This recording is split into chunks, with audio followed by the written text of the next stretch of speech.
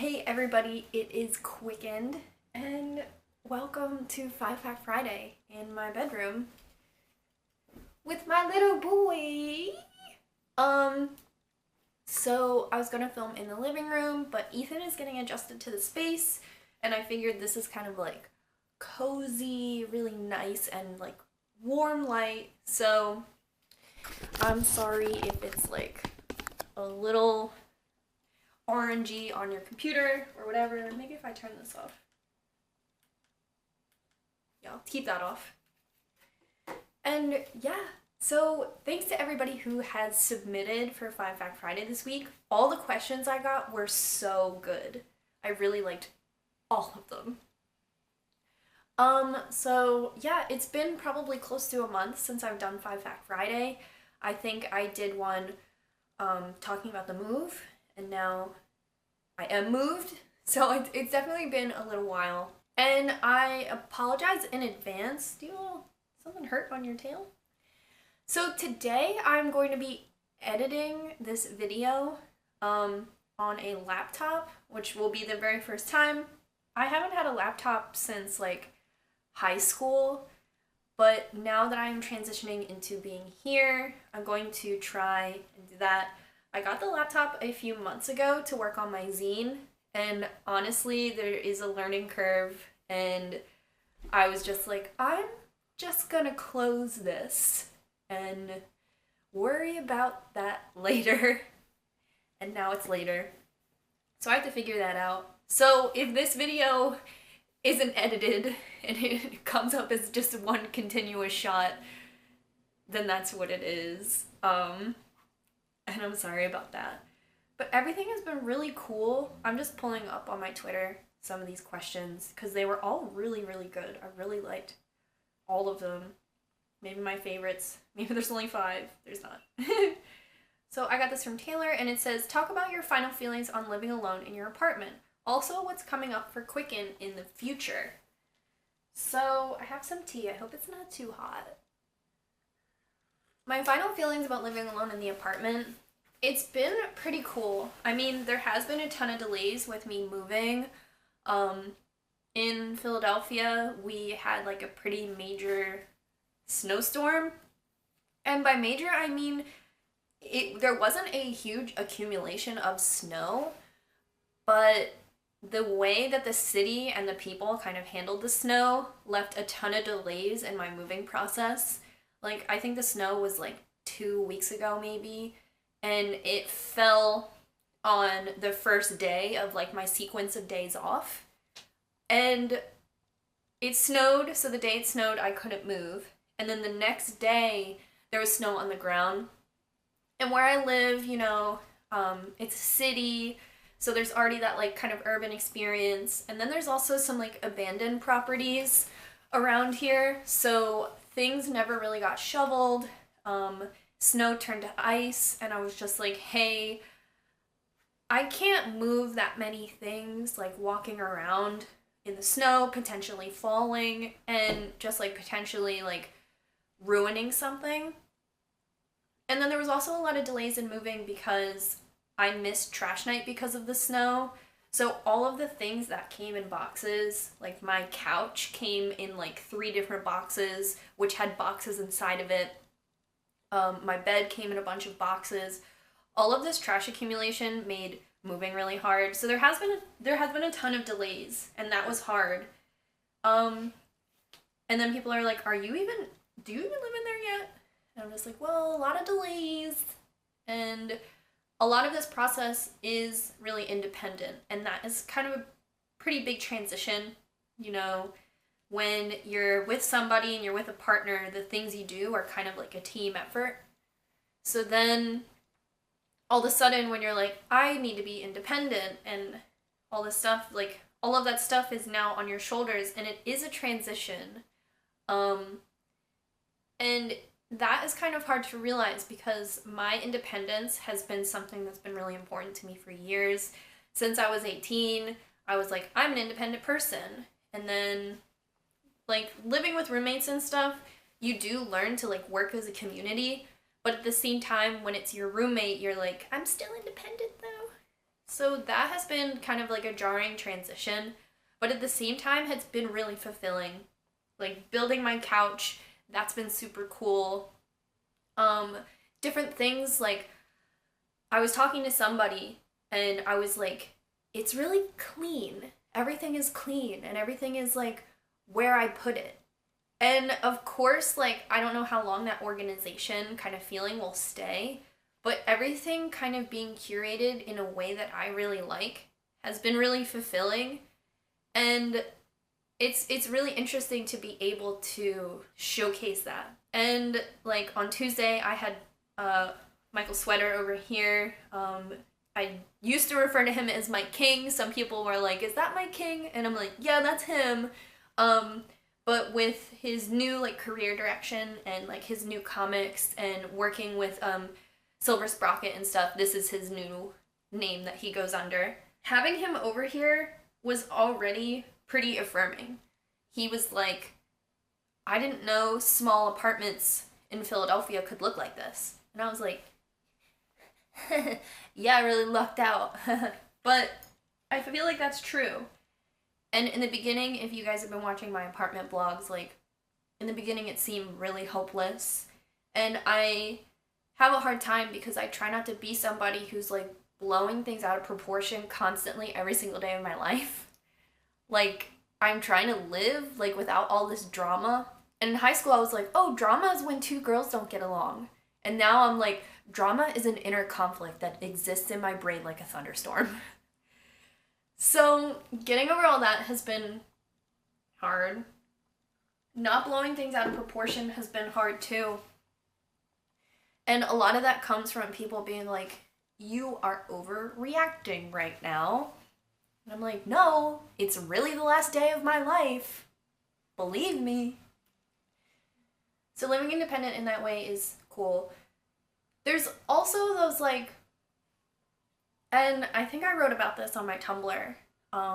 You know, when I used to live with roommates and stuff, before you do anything at all, or maybe it's just me, but before I do anything at all, I love clearance. I love somebody just affirming something. And I don't mean like, you're gonna go to work? Great job. I just mean like, it's always cool to run something by somebody. A thought that just occurred to me, or like an outfit I'm putting on. Like, that's a big one. I'm always like, does this look okay? I mean, I'm not gonna change, but does it look okay? So I definitely miss stuff like that. And sometimes like, it's lonely. And then you find yourself like on the internet just like looking for something or someone to talk to or anything like that. But I think like I just look forward to everything that's gonna happen, and I really like it. I like getting things done. There's not clutter, and clutter has been something that I feel like, I don't know, makes everything such a slow process. I've been watching a ton of videos of people who live in really small spaces, and the recurring theme is like, downsize and only have what you need and the stuff that you love. And I've been trying to just tell myself that. If you follow me on Twitter, I've been getting rid of a ton of my stuff. And I feel like the last year I thought I was getting rid of a ton of stuff. And then I was like, I still have a ton of stuff. Getting rid of stuff, that's hard. I really just want to exist with the things I love and live not like a minimalist, not like a minimalist lifestyle. Like, I don't, I borrow a lot of stuff from minimalism, but I don't think I'll be a minimalist, but I'd love to just like have less stuff and have stuff that I need. I was talking to somebody the other day, she was like, my friend has a 32-piece closet. And I was like, that sounds awesome. So I'm excited to just like live with what I need and be amongst my stuff curated in a way I like. And I liked hosting Mike. I liked Mike coming over, and I think that that's all going to be really fun. I hope Hannah comes over soon, and it's been a cool transition. As for me in the future, like stuff I see in the future, I have so many ideas. And I have so many ideas for future projects, and I don't know if there's a term for like you have all these ideas and things you want to do, but it's so overwhelming that you end up doing nothing. It's hard. There's people I want to interview, there's people I want to have on the show, and there's just like projects and stuff I want to do, and all of that comes back to like fulfilling YouTube and like doing YouTube stuff. This is my jacket if it seems scary in the background. And I just want to have enough energy to fulfill all of the things I want to do. And I think a lot of that comes back to like bettering myself. And that's one of the hardest things. And I feel like I'm doing so much for myself. And I was talking to my friend Danielle, and she was like, you can't do a million things at once. You can't change your life every single day. And that was really grounding for me, because I was just like, oh, gotta move out, gotta do this, gotta do that, gotta change my whole fucking life. And it's cool for someone, get that out of your mouth. It's cool. It's cool for someone to be like, you can't change your entire life in one day. But there's definitely so much stuff I want to do. I don't see, like, I just think and hope that my channel will continue to grow. I've seen like a lot of positive growth in the last couple of days, and it's all really fulfilling because it just like reaffirms that everything is going well, and that the channel is growing, and that it accepts growth, and that I can just come out with a whole new series and people are like, I like it, go ahead. Tattoo Talk Tuesday has been pumping out, and I think that's always great too. You know, you worry that you stay up late at night and you're like, what if I run out of ideas? And then you wake up the next morning and you're like, 10 ideas that I can't fulfill because I'm tired. So, I don't know. I really want the zine to come out, and it was really cool. Like, Mike is wanting to come out with a YouTube channel, and I've been like messaging him, like giving him like some surface level tips. And then I cut his hair 2 weeks ago, and I was talking to him, and he like asked if he could shadow one of my episodes, like the thought process, getting ready, the kind of notes I take, the camera setup. And I was like, how about you come over and I interview you, and we just put together an episode together and you can see. And he said in exchange for that, he would help me with my zine. So I was like, two creative people trading their knowledge on things, like, that's amazing. Yes, that's all I want. Creative trades are all I want. So it was really cool. I think working with Mike is really gonna punch me in the face for working on my zine, because the content exists. I told Mike, like, I bought this, and I bought this computer program, and I got this, and then I sit in front of the computer and then go on Tumblr and fall asleep. So I'm hoping, you know, Mike's creative work ethic means like everything to me. So we'll see that. Coming out with the zine, I would love to like jump back into working on enamel pins, getting stuff like that out, because you guys message me and you tell me how important it is to you to like have a tangible object, like to represent like a feeling you may have taken from this channel, or something that I said, or just like viewership. And I totally understand that. I mean, H3H3 posted this video the other day where they were wearing Papa Bless shirts, and I was like, I'm gonna need that like right now. I'll work on my address. So I'm just hoping stuff like that can come out, and really all of that takes time. Something I really want to work on is taking models and doing more haircuts and doing more color.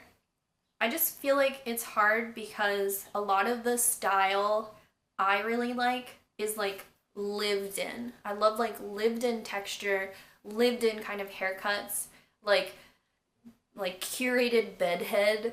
I love stuff like that, and I feel like I limit myself by already coming up with a style that I really like. But then at the same time, I can be like, yeah, you want to look like me? Here you go. I really need to like sit down and make appointments and take models and do haircuts and take photos. I love cutting hair, and being a hairstylist was what I wanted to be, but my YouTube channel like took off while I was in beauty school. So it's hard because you're clouded by both of the things you want the most. And I can tell you guys right now, YouTube is what I want the most. But I want to do hair, and I want to do both because I love style, I love hair, I love being a shampoo girl. I love it. I love making people feel good through a beautification service. Even if you're not feeling like, oh my god, this is the best day of my life with this haircut. Even if you're like, thanks, Mark, take that off my to-do list. Now I feel better. Breath, like, cool. Even that, And I love hair color, and I feel like if I can sit down, like, because my appointment email is on my Instagram, and it sucks because I get so much spam because it's on my Instagram. Like, people from fucking Africa trying to sell me, like, web pages and stuff. It's just so weird. Like, a ton of bullshit because that email address is on my Instagram. So, I don't know. It's hard because out of, like, one email I get from you guys that's legit, I get 40 emails from a place in Florida that wants to print my t-shirts, and somebody who wants to make my website for me, and then a network who wants to represent me, and I'm just like, shh, business only. So that's hard. So I want to do more haircuts, and future Quicken, I want to better myself 1,000,000%, and that's hard because so many goals, and then I don't do any of them at all. I want to go to New York. I want to spend time with my friends doing things, like, organically, and, like, experience my personality instead of, like, always constantly sharing it as well. I don't know. Somebody messaged me and they were like, oh, have you watched Needles and Pins yet? And I was like, I don't want to watch it alone. Like, I got this cool couch. I want someone to come sit with me and watch it so we can talk about it, because I feel so one track. Like, it was so cool to have Mike here because we could bounce ideas off of each other. And there were things that he said, like, just on accident that I never even thought of. And then I was like, I didn't think of that, but I also agree. So it's cool to just have somebody come over and, like, exist with them. So I got this one. I really liked it. Do you think that your high school self would think that you're super cool for being a pretty well-known YouTuber? How many of your younger self goals have you accomplished at this point, or how have they changed? So I thought this was a really good question because I don't really have, like, a really traditional answer. In high school, I was not goal-oriented at all. I mean, in high school, I don't want to say that I was, like, really, really self-centered, but, in high school, I was really sick, and I spent a lot of time really sad and really fucked up, and, like fucked up on, like, being upset, and I, like, let my high school boyfriend, like, treat me like shit. I let, like, my friends in high school treat me like shit. My best friends were in tech school, so I didn't see them all day. And in high school, I feel like I was really forgotten. No one ever had a conversation with me about life after high school. I didn't know I wanted to go to college. No one ever talked to me about college. I'm the oldest sibling in my family, and my mom didn't even finish high school. I don't think my dad finished high school. If he did, I think he went to a Catholic school. I don't even know. So I was the first one in my family to go to college, but I didn't even know I was going to go to college. It wasn't until it was warm out, so it must have been like April or May of my senior year that my guidance counselor pulled me into the office and asked me, what are you going to do? And I was like, what? With what? I work at McDonald's. So in high school, I kind of just never looked to the future. And I don't know if that has anything to do with, like, mental illness or, like, how low I really perceived myself. But I never really experienced or thought about my future at all. Even graduation, like my high school graduation, you know, I showed up, got dressed, sat down, and it didn't feel like the last day of anything. It felt like every single day.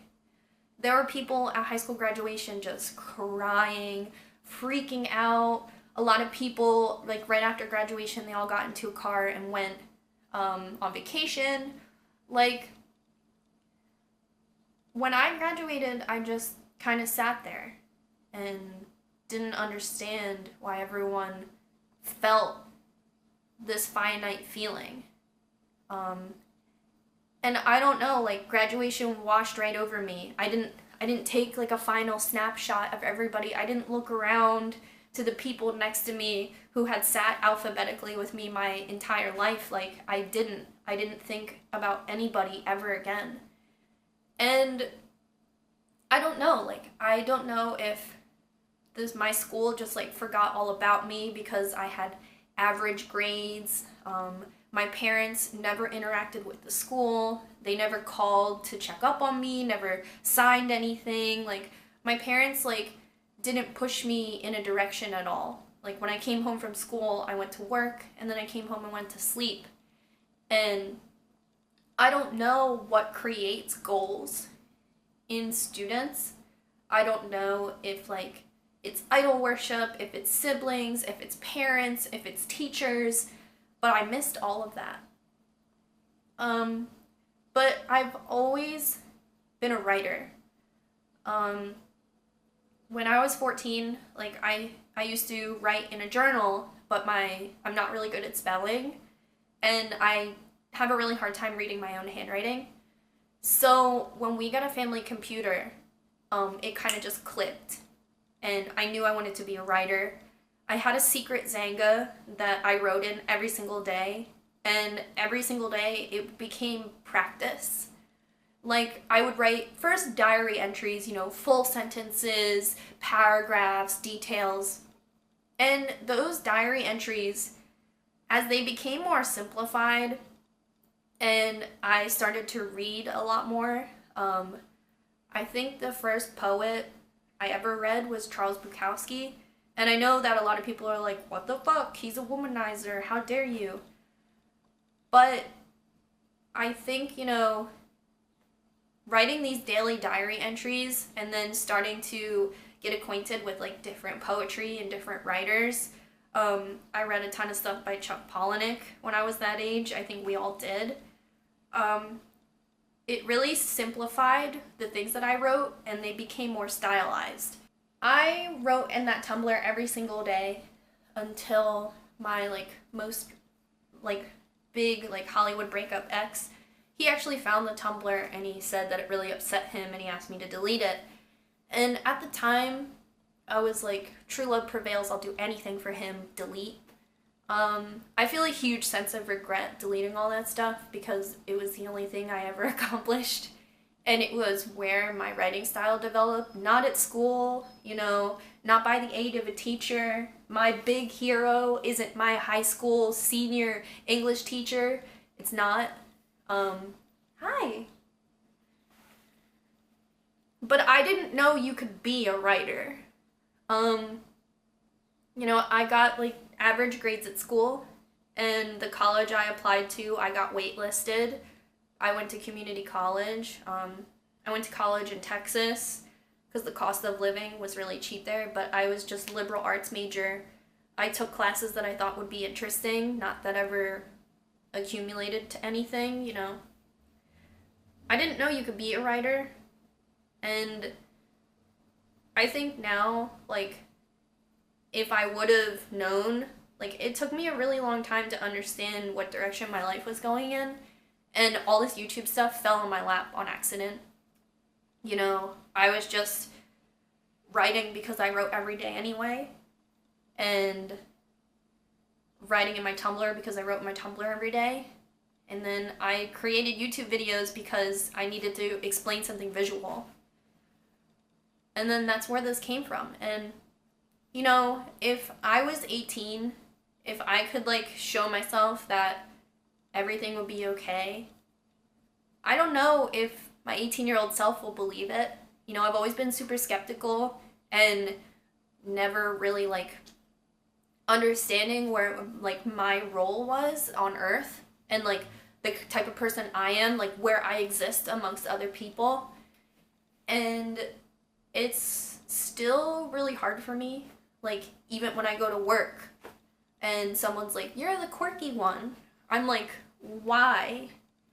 I come to work, I do a good job, you know, I eat and breathe and use the bathroom and stuff. Like, what's the difference? You know, I'm not a bad person. So little like language like that, I feel like has always like weighed heavy on me and like slowed down my life and made me not really goal oriented at all. But it's hard. Like in high school, you're a slacker for not having goals, but then you're like, maybe I'm uninspired. I hope to inspire my brothers, and I hope to inspire you guys. And I never knew that that was something I could do until people started reaching out to me. And they were like, something you said resonated with me. And if I would have known in high school, like the person who my friends would just like walk all over, and my high school boyfriend wouldn't call me his girlfriend and wouldn't take me to prom, and then, you know, oh, Amanda's not invited and she's poor, like all the things I didn't have and all the things like I lived without forever. I just think it's so cool that like all that experience turned into this. And it sucks if I were to tell my 18-year-old self like, "Oh, just like walk through the mud a little bit longer." And no, nothing really comes of it, but one day you'll be okay with it. I don't know. I think it's really interesting. It's always been hard for me to watch like success stories where people were like, "Since I was born, I practiced every single day, and then I became something." And I'm like, oh, I never knew I could become anything. No one ever told me that.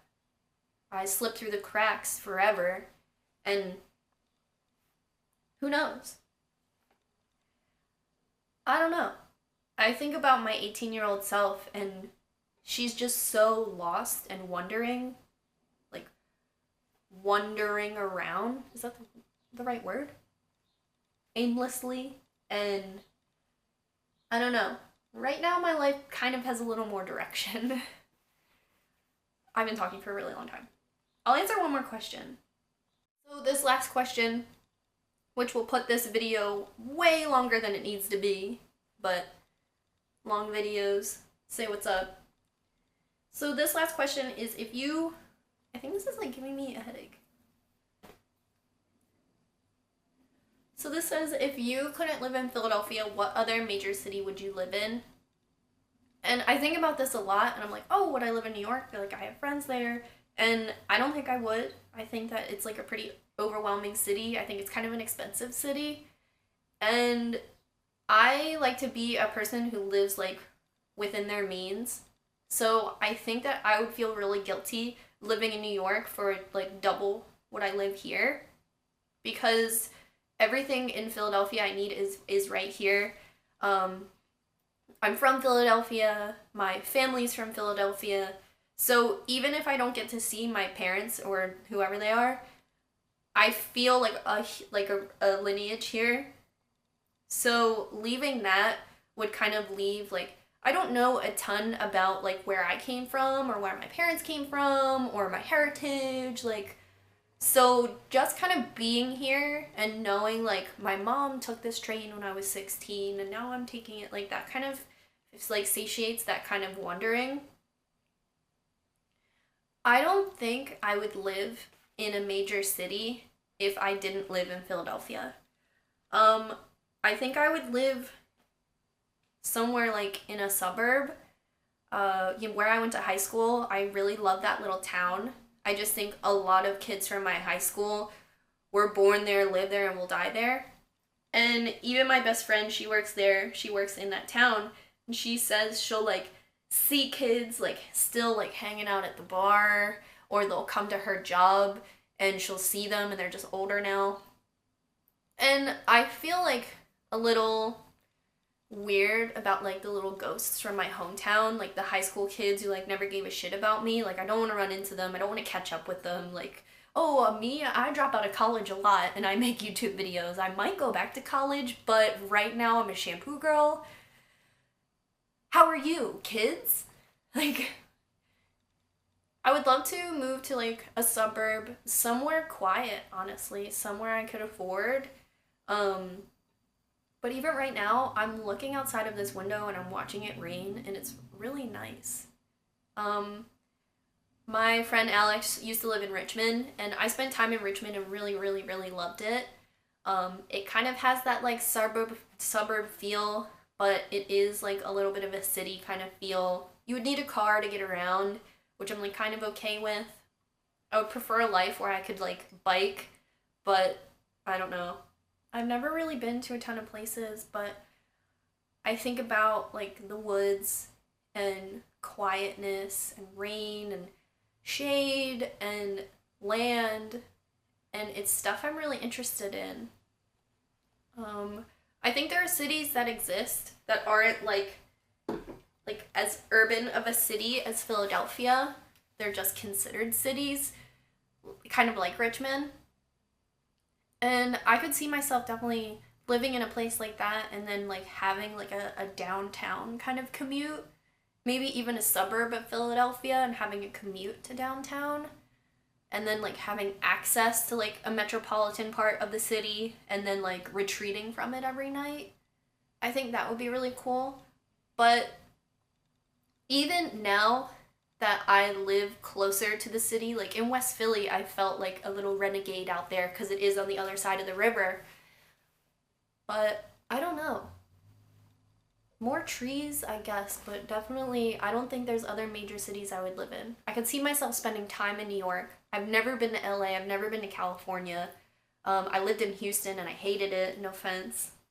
I just couldn't get down. I couldn't make any friends. So I don't know. I think I have to be better traveled to make a decision like that.